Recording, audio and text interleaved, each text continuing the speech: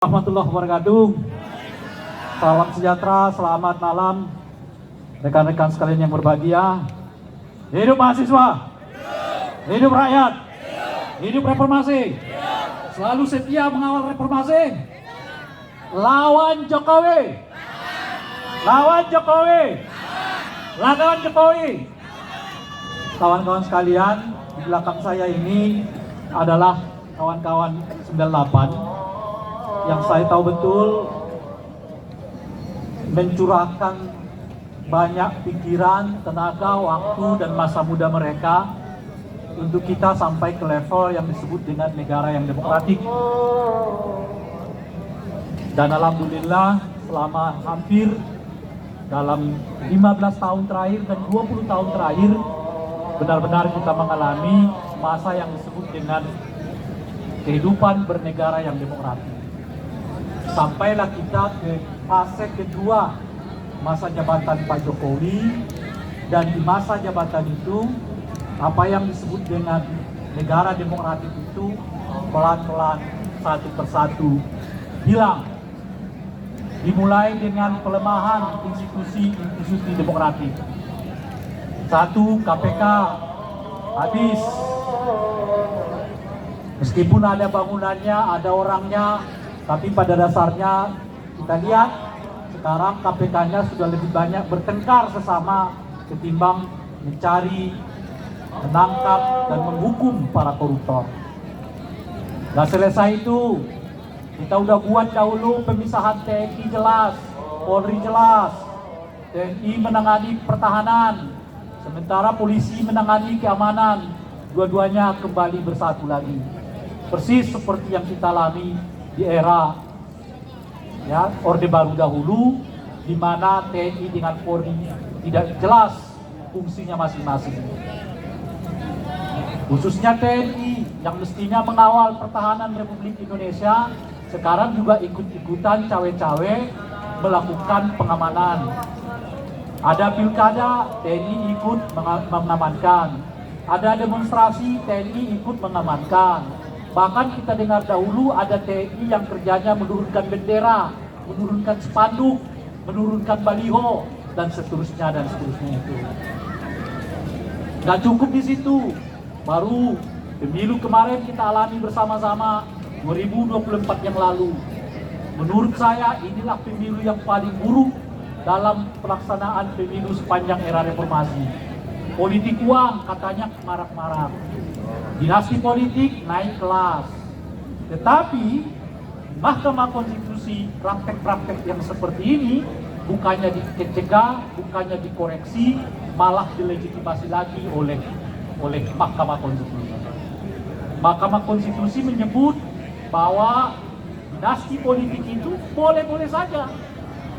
Karena di negara di mana pemilihannya dilakukan secara langsung, kata Mahkamah Konstitusi, itu tidak bisa disebut praktek nepotisme. Saya tidak tahu betul apakah sebenarnya Mahkamah Konstitusi mencermati pesan-pesan dari semangat reformasi. Sayangnya dan semestinya kemarin itu hakim-hakim Mahkamah Konstitusi juga meminta keterangan dari alumni aktivis 98 tentang apa yang mereka sebut dengan anti KKN, kolusi, korupsi, nepotisme. Kolusi, korupsi, nepotisme, 3 huruf ini merupakan ikon utama dan diletakkan sebagai tuntutan pertama dari agenda reformasi, yaitu memberantas praktek kolusi, korupsi, dan nepotisme. Apa yang kita bayangkan dengan nepotisme pada tahun 98 itu persis seperti yang kita alami saat ini, di mana bapak menurunkan kekuasaan kepada anak, suami menurunkan kekuasaan kepada istri, ayah kepada anak, anak kepada saudara, paman kepada ponakan, dan seterusnya dan seterusnya dan seterusnya. Itulah yang dahulu kita lawan, karena kita punya keyakinan negara demokrasi yang hendak kita bangun itu tidak didasarkan pada kepentingan keluarga atau bahkan kelompok, tetapi ia didasarkan pada asas keadilan dan kesempatan yang sama bagi seluruh rakyat Indonesia. kalau kekuasaannya dari ayah ke anak, anak ke saudara yang lain, ya, suami ke istri, istri ke suami, dan seterusnya, yakin dan percayalah kawan-kawan sekalian, lama-lama demokrasi ini hanya tinggal ampasnya. Ini kawan-kawan mahasiswa, jangan lagi berpikir ya akan bisa menjadi pejabat-pejabat hebat di masa yang akan datang. Kenapa? Karena jabatan-jabatan entah itu di eksekutif, entah itu di legislatif, sudah merupakan jabatan yang dikuasai oleh keluarga-keluarga. Tidak perlu kita menunggu pilkada November 2024 ini. Catatan saya tahun 2020 yang lalu, dari pilkada tahun 2004 ke pilkada tahun 2019 itu setidaknya sudah ada di 117 daerah di mana kekuasaannya dikuasai oleh dinasti politik. Lalu di mana kita berada? Kita berada di ampasnya. Kalau kebetulan di situ belum tumbuh dinasti politik, mungkin kita akan maju. Tetapi kalau sudah berakar urat politik dinastinya di sana, jangan berpikir kekuasaan yang seperti itu bisa digeser oleh kita. Alias apa? Alias ke depan kekuasaan ini hanya berganti orang tapi tidak berpindah tempat. Orangnya sih ganti, kemarin ayahnya, sekarang anaknya, besok adiknya, besok lagi siapa lagi. Circle-nya ya keluarga-keluarga itu. Lalu dari mana keluarga ini bisa menopang kehidupan politiknya? Tidak bisa tidak, dia harus tawar-menawar dengan mereka yang memiliki modal. Karena tujuan utama dari dinasti politik itu nggak bisa tidak, nggak ada yang lain kecuali bahwa keluarga ini mengakumulasi kekuasaan pada keluarganya, yang dengan itu dia tawar-menawar dengan para pemilik modal, dan perkumpulan keluarga politik dan para pemilik modal itulah yang disebut dengan oligarki. Itu yang kita alami sekarang ini. Mohon maaf. Demokrasi Sontoloyo. Mohon maaf. Coba kita cek sekarang elit-elit politik itu. Siapa di antara mereka yang benar-benar merepresentasi orang miskin? Apakah Pak Prabowo? Apakah Gibran? Apakah Erlangga? Apakah Zulkifli Hasan? Siapa di antara mereka sekarang yang merepresentasi betul orang-orang miskin? Jangan bicara derita orang miskin kalau Anda tidak pernah menjadi miskin.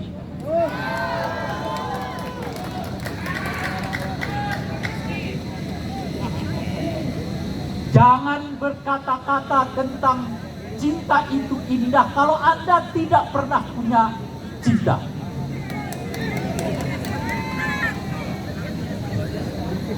Jangan menyebut lagu itu baik kalau Anda tidak mengerti nada.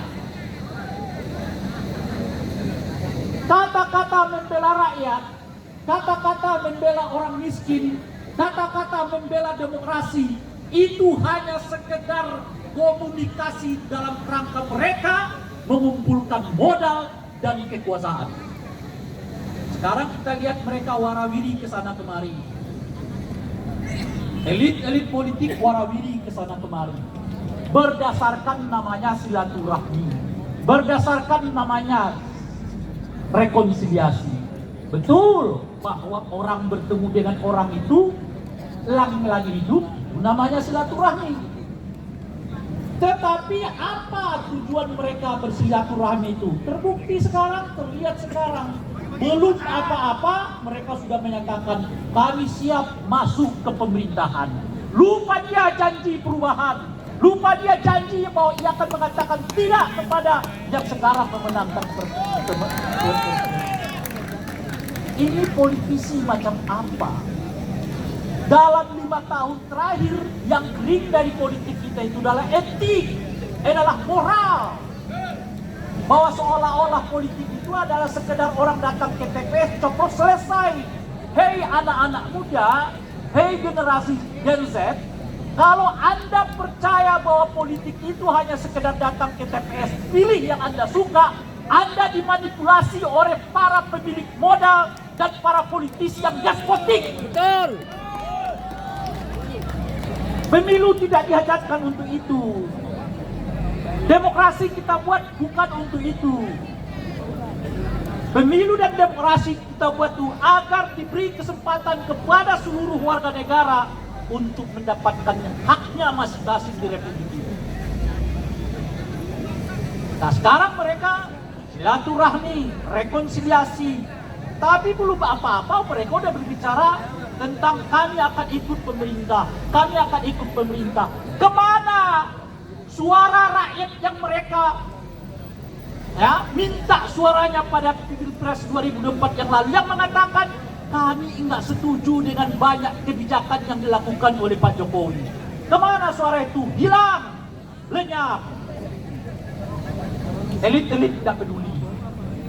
Dalam rangka itulah kawan-kawan sekalian, tidak bisa tidak, harus ada orang yang menyatakan berada tegas di luar untuk selalu mengkoreksi kekuasaan. Kalau tidak, lama-lama kita akan merosot kualitas demokrasinya.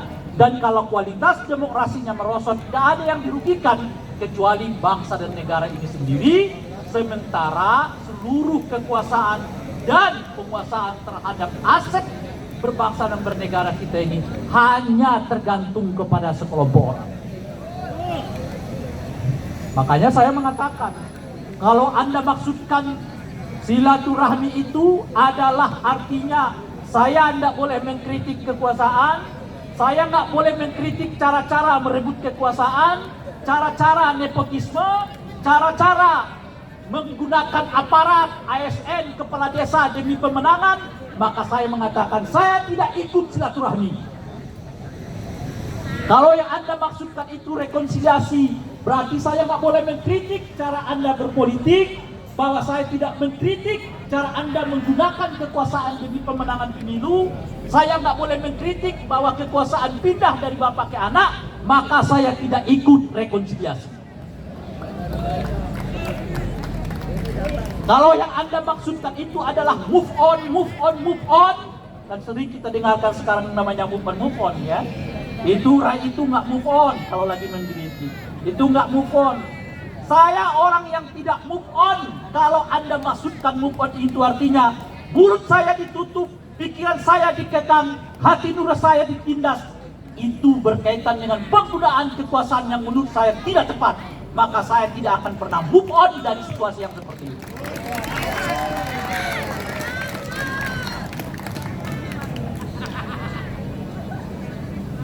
Loh, kemarin saya memang begitu, dituduh rakyat itu sakit hati karena nggak menang.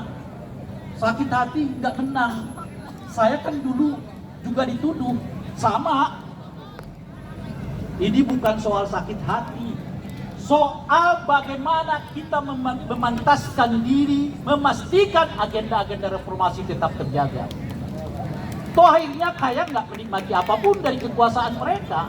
Alih-alih menikmati, yang ada adalah kita dikejar-kejar buzzer sedemikian rupa, disebut dengan dikata-katain. Mungkin besok-besok hari akan dicari pasal-pasal yang memungkinkan kita itu akan dikriminalisasi.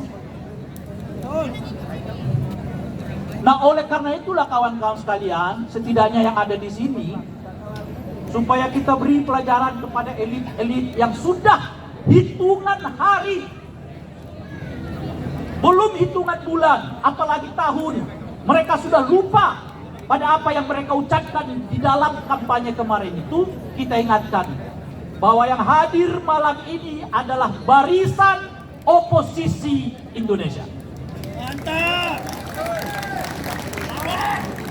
Jadi supaya mereka tahu juga. Kan ada tuh yang mengkritik Rerang Putih itu kencang-kencang kan cuma tujuannya cari jabatan. Karena nggak dipanggil istana, karena begini-begini. Nah, kita tegaskan di sini malam ini, kawan-kawan sekalian, yang hadir di sini pada malam hari ini adalah orang yang menegaskan bahwa kita berada di barisan oposisi Indonesia. Kalau elit itu bertemu warawirik cipika-cipiki untuk nyari kekuasaan, elit itu belum berhitung bulan apalagi tahun mereka sudah lupa janji-janji politiknya. Elit itu yang menang juga tidak move on, masih nyari-nyari pendukung, padahal sok-sokan mengatakan kita menang 58%, cuma 1 putaran dimenangkan oleh MK, tapi tidak percaya diri dengan kemenangannya, masih nyari ke sana, nyari ke sini. Itu yang tidak move on.